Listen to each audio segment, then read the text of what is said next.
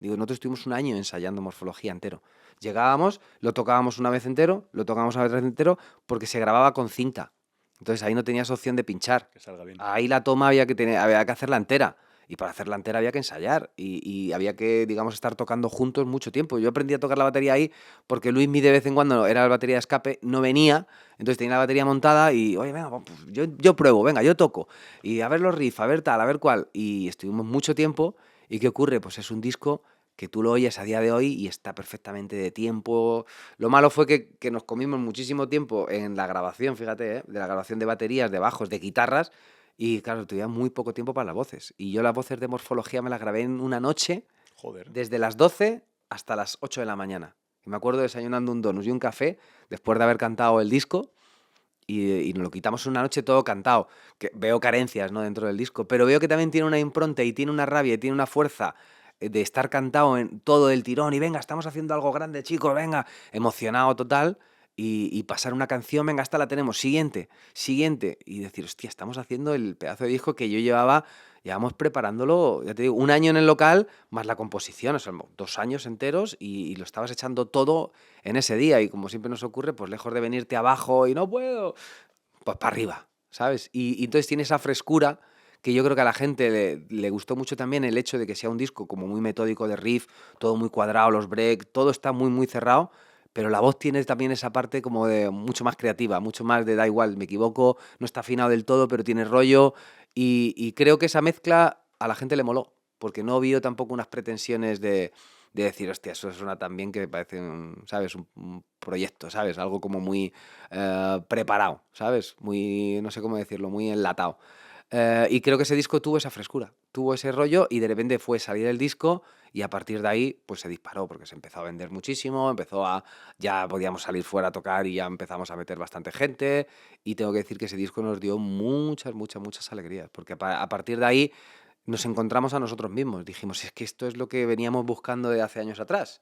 ¿Sabes? Llevábamos a lo mejor 6 años intentando buscar un sonido que lo tuviésemos claro y en Morfología pudimos decir, estos somos nosotros, señores. No me da vergüenza ya decir sobre esto, no, es que no lo graban en un fin de semana, sino este es Morfología.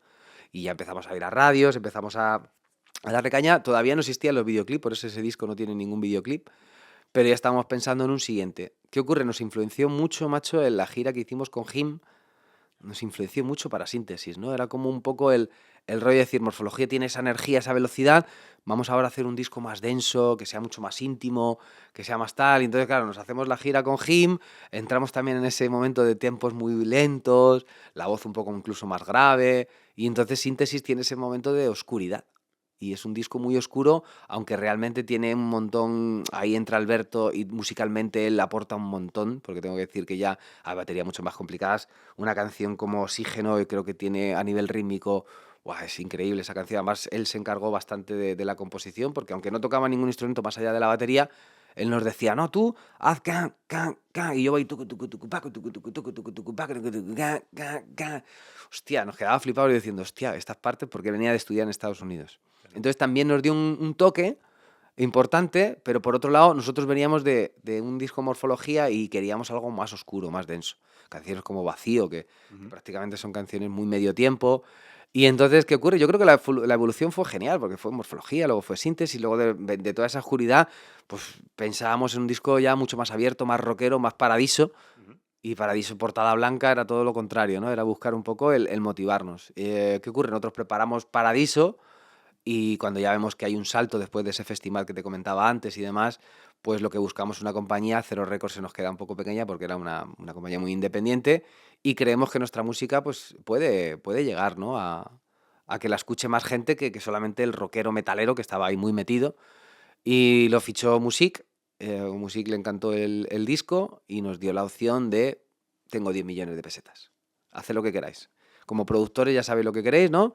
Entonces, justo acabamos de hacer Cube, grabamos en Cube y nos fuimos a Estados Unidos con Ed Station, que aunque no tenía mucho que ver, porque es cierto que venía de hacer Biohazard, venía de hacer Ramones, tenía el tío un Grammy y demás, pero no era nuestro estilo.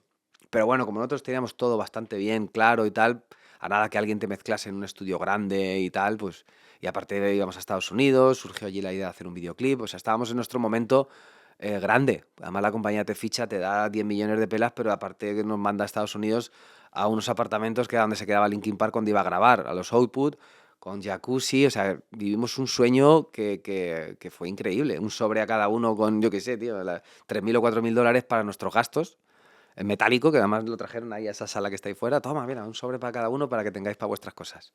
Coche de alquiler, o sea, era un sueño, ¿no? El hecho de poder vivir ese momento, pero éramos muy rigurosos, ¿no? Y tengo que decir que las primeras mezclas no nos gustaron, yo estaba rayadísimo. Y tuvimos que remezclar, hablar con la compañía, tuvo que venir el de la compañía porque hubo que poner algo más de pasta, porque realmente no estábamos sacando el sonido que íbamos buscando. Y hasta aquí Alberto nos hizo un CD con un premix para que lo tuviésemos nosotros como una referencia. Y cuando se lo pusimos a The Station, digo, es que ya este premix nos gusta más que lo que nos están mandando. Y cuando lo oyó, dice, "¿Y qué hacéis aquí?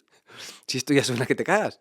Y dijimos, pues queríamos mejorarlo. Entonces yo creo que él, lejos de venirse abajo, dijo, así os vais a cagar. Y entonces ella se juntó con el ingeniero, empezaron con las baterías a retocarlas, empezaron a darle un poco una credibilidad porque parecía que venían los españolitos y que la primera mezcla nos iba a flipar, ¿no? Y se dieron cuenta que los cojones.